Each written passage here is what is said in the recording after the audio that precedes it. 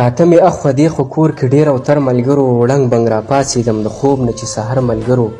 ډېر په نازړه لیکلی شوی یو سلام راغلی و راته د مشر ورور شمېرې نه یو پیغام راغلی و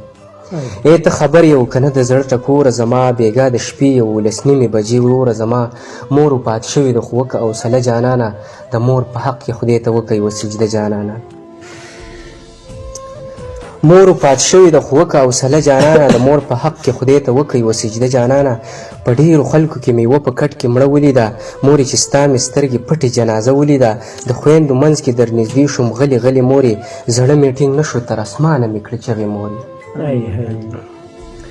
د خویندو منځ کې در نږدې شوم غلې غلې مورې زړه مې ټینګ نه شو تر اسمانه مې کړې چغې مورې لکه چې ستا په سترګو هر چاته ښاغلی ومه څنګه چې د پلار په مرګ کې غېږه کې نیولی ومه مورې سینې ته داسې هېڅ چا رانږدې نه کړمه ستا په شان هېڅ چا مورې پټ پلو پټی نه کړمه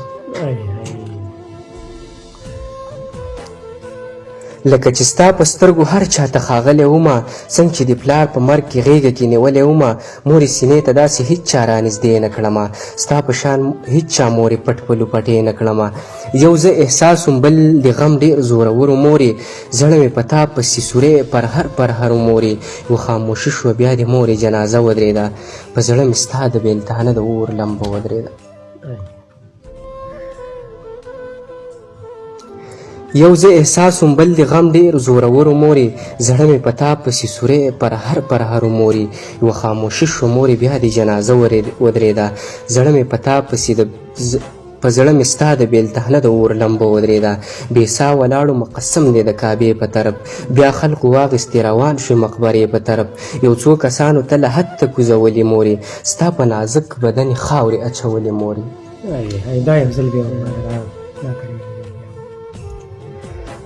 بې ساه ولاړو قسم دی د کعبې په طرف بیا خلقو واخیستې روان شوې مقبرې په طرف یو څو کسانو ته له حده کوزولې مورې ستا په نازک بدن خاورې اچولې مورې ستا د قربان په تمه تا ته کېناستمه یو څو ساعتونه دې د قبر خوا ته کېناستمه څه غریب نیولی دی د قبر خوا نه کور ته راغلم د خپلو خویندو جړاګانو هغه شور ته راغلم انامه یو څو کسانو ته له حده کوزولې مورې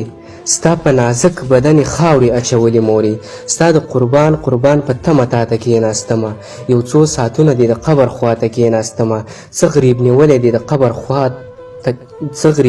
دی د قبر خوا نه کور ته راغلم د خپلو خویندو جړاګانو هغه شور ته راغلم ستا ششمحل ستا نه بغیر کنډر کنډرو مورې